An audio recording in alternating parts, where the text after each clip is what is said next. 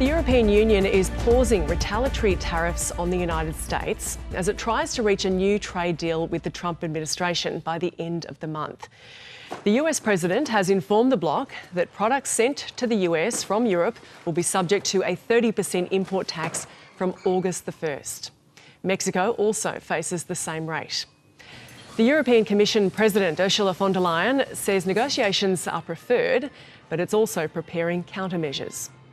The United States have sent us a letter with measures that would come into effect unless there is a negotiated solution. So we will therefore also extend the suspension of our countermeasures till early August.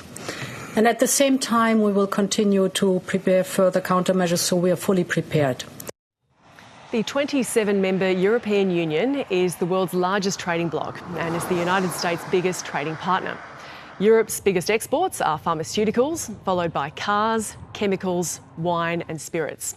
Cheese is also a big earner, and the dairy sector in France is bracing for the worst. This is a very important market for us. We export 25 tonnes of cheese to the United States yearly, and so this is a shock. Although, unfortunately, we were expecting it a bit. We were starting to see quite significant figures on the evolution of the tariffs, but 30% is really a shock, and it's a very bad signal sent by the United States to its European trade partners. This is Liberation Day, waiting for a long time. Donald Trump announced his new tariff regime in April, and since then he introduced a baseline 10% import duty on almost every country and what he called reciprocal rates on other nations. Several leaders have been sent letters in the past week informing them they will be subject to higher tariffs from next month. Currently, Australia is not one of them, but certain products such as steel and aluminium have been hit with a 50% duty. The US president says tariffs are helping to revive his country's economy. We're dealing with other countries and certain countries that would rather have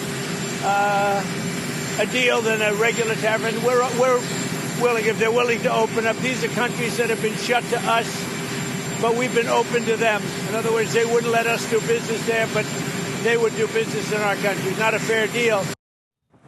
Mexico is also hoping to negotiate with the US to secure a better rate. It is currently subject to a 25% tariff on products that aren't included in an existing free trade agreement. Analysts say all parties stand to suffer in the trade war, but ultimately Americans will be paying more for goods coming into the US. The tariffs will provoke an inflationary impact in the United States. And inflation means less purchasing power for the people and for consumers, and the United States is very much reliant on consumption as a driver of United States economic growth. And by this way, it will take quite a significant hit the economy.